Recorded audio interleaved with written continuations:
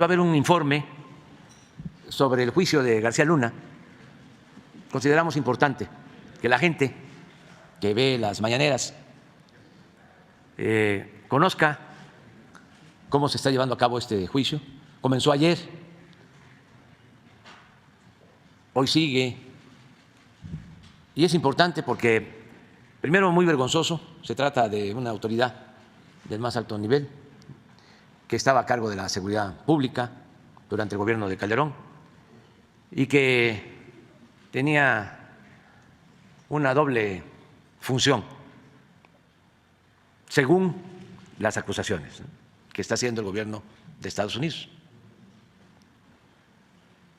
que al mismo tiempo que se encargaba de la seguridad pública protegía a uno de los carteles o de los grupos de la delincuencia organizada. Estaba al servicio de un grupo de la delincuencia organizada y que recibía dinero por eso.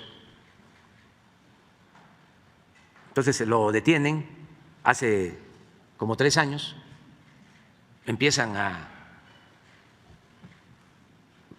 recabar pruebas, a buscar testigos, a hacer la investigación.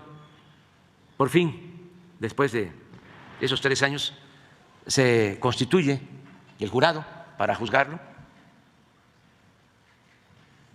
y ayer inició el juicio.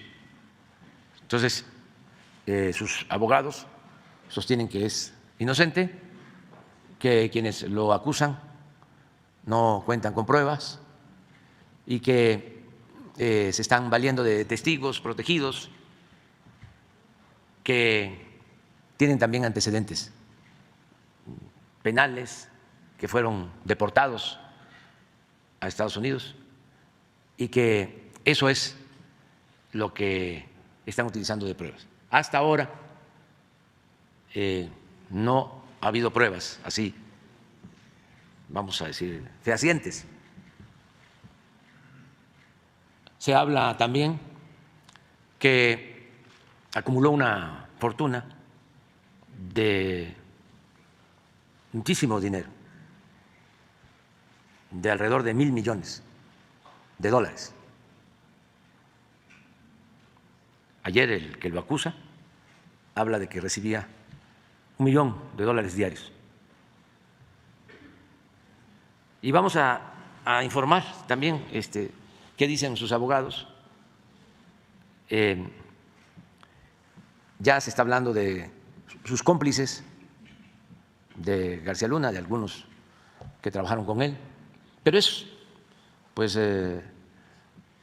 un drama judicial.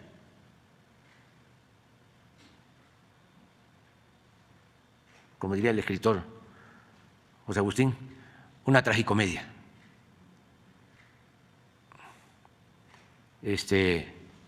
Y no queremos que pase de noche o que la gente no se entere, porque sinceramente no le tenemos confianza a los medios convencionales en el país, porque guardaron silencio durante mucho tiempo, incluso avalaron acciones vinculadas con los gobiernos anteriores, sobre todo en el tema de corrupción. Y vuelvo a repetir, no todos los medios, pero sí quienes tienen más capacidad de informar masivamente no están muy dispuestos a hacerlo, a garantizar el derecho a la información que tiene el pueblo. Entonces, por eso vamos a estar informando. ¿Diario? Sí, diario. Vamos a buscar un mecanismo con el compromiso de hacer las cosas lo más objetivo posible, porque esto de la objetividad también es relativa, pero lo más profesional, informar. ¿Cuánto diéramos si los medios verdaderamente informaran? No estoy hablando de orientar, que en realidad fuesen medios de información, mucho menos de concientizar. Esa es una labor de dirigentes. Los medios, su función es informar y estar lo más cercano a la gente y lo más distante que se pueda del poder económico y del poder político. Pero pues eso no sucede. Se editorializa todo, todo. Y por eso pues vamos a estar informando. Bueno, esta es de la nota de David Brooks, el corresponsal de La Jornada, sobre el caso del juicio en Nueva York contra Genaro García Luna, exsecretario de Seguridad Pública del gobierno de Calderón. Dice la nota. Bueno, el grande Villarreal, que es Sergio Villarreal, uno de los miembros del cártel de los Beltrán Leiva, detalla sobornos a García Luna. La defensa dice que no hay pruebas. Y bueno, la nota dice así: el fiscal comenzó su caso contra Genaro García Luna con la acusación de que el entonces jefe policíaco nacional traicionó a México y a Estados Unidos al volverse cómplice del que era el cártel más poderoso de su país, mientras un ex narcotraficante dijo que atestiguó la entrega de sobornos multimillonarios al acusado. La defensa argumentó que no hay pruebas, más que las declaraciones de los narcos que el propio exfuncionario encarceló, y que este juicio es una venganza de esos criminales y oficiales corruptos. Este lunes inició el juicio contra el exsecretario de Seguridad Pública de México, quien apareció vestido de traje gris y sentado en la mesa de defensa. Al llegar saludó con una sonrisa y la mano sobre el corazón a su esposa y a su hija, que estaban con el público al fondo de la sala. Frente al jurado y apuntando a García Luna, en el argumento de apertura, el fiscal asistente, Philip Lilmar, acusó de que el ex máximo funcionario de Seguridad Pública de México aceptó millones de dólares de un cártel para permitir el traslado de toneladas de cocaína a Estados Unidos. Sostuvo que al final de ese juicio, este jurado determinará que el hombre que traicionó a su país y al nuestro es culpable de todos los cargos. Primer testimonio, es el primer testimonio del caso. Dice: el primer testigo convocado por el equipo de fiscales federales fue el ex policía y después narcotraficante Sergio el Grande Villarreal Barragán. Detalló múltiples ocasiones en las que acompañó a su jefe, Arturo Beltrán Leiva, a reuniones en las que entregaba a García Luna cerca de $1,500,000 cada mes. El ahora procesado era entonces jefe de la Agencia Federal de Investigación, AFI, durante el sexenio de Vicente Fox, y el pago era para que protegiera el negocio del cártel de Sinaloa. Esas entregas solían ser, dijo el testigo, en billetes de 100, empaquetados dentro de una maleta, chorizo negra. Villarreal contó que en una ocasión, cuando él y su gente lograron interceptar un cargamento de 2 toneladas de cocaína de sus rivales del cártel del Golfo, actuaron según el acuerdo que mantenían con la AFIC en estos casos. Cada quien se quedaba con la mitad. Por tanto, entregaron personalmente a García Luna entre 14 y 16 millones de dólares en billetes de 20 empacadas en cajas de cartón. También había regalos. Arturo Beltrán Leiva, quien aparentemente gustaba vestirse como un rapero rico con ropa de lujo, exótica y joyería, y tener autos como Rolls Royce, Ferrari y Mercedes-Benz, casas de lujo y animales como panteras negras y tigres blancos, le regaló a García Luna una motocicleta Harley Davidson de edición especial. El Grande, quien mide unos 2 metros de alto, declaró que por parte del cártel de Sinaloa, el encargado de pagarle a García Luna cuando era el jefe de la AFI desde 2001 era Arturo Beltrán Leiva. Indicó que la participación de García Luna fue clave en el crecimiento del cártel, tanto en el control del territorio como en el volumen del comercio de drogas y también en eliminar a nuestros rivales. Detalló que el acusado, a cambio de los sobornos, nos daba información sobre operativos, nos ayudó a tener o a quitar agentes en México, compartió información para ayudarnos a golpear a los rivales. Afirmó que García Luna también avisaba si otras fuerzas de seguridad preparaban un ataque contra integrantes del cártel, incluyendo los impulsados por servicios de inteligencia de otros gobiernos. Sin su apoyo, hubiera sido imposible el crecimiento del cártel, repitió varias veces.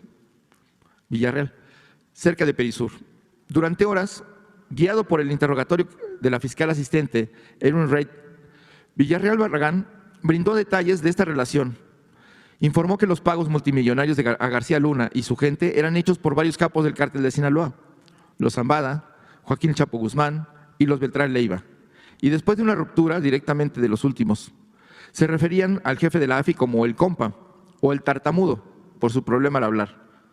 El Grande subrayó que presenció por lo menos 20 reuniones entre García Luna y Arturo Beltrán Leiva en una casa de seguridad al sur de la Ciudad de México, donde se entregaba al jefe policíaco su pago mensual. La casa estaba cerca de Perisur, donde recogían al jefe de la AFI y algunos de sus hombres, como Luis Cárdenas Palomino, para traerlos al lugar, el cual también estaba cerca de una iglesia conocida como La Paloma, que le gustaba al capo. El testigo reportó que los cabecillas del cártel consideraban el negocio de García Luna como la mejor inversión. No teníamos ningún problema. La fiscal usó a su testigo para identificar a un número de comandantes de la AFI que fueron parte del canal corrupto de García Luna, incluyendo a Cárdenas Palomino y Ramón Pequeño, también acusados en este mismo caso. El Grande, quien solo abordó hasta ahora el periodo de García Luna como director de la AFI, durante el gobierno de Fox, continuará declarando este martes por segundo día y solo es el primero de varios exnarcotraficantes que se presentarán en este juicio. Venganza. La defensa, encabezada por el abogado de oficio César de Castro, ofreció sus argumentos de apertura, subrayando al jurado que el caso en contra de García Luna gira exclusivamente en torno a las declaraciones de narcotraficantes que están cooperando con el gobierno a cambio de una reducción de sus sentencias o que son testigos protegidos. Todos son culpables de algunos de los peores delitos y comparten otra cosa. Fueron víctimas de esta guerra encabezada por García Luna, señaló el defensor. Más aún, enfatizó de Castro, no hay pruebas más allá de estos testimonios. No hay dinero, no hay llamadas telefónicas, no hay fotos, no hay evidencia creíble en el caso.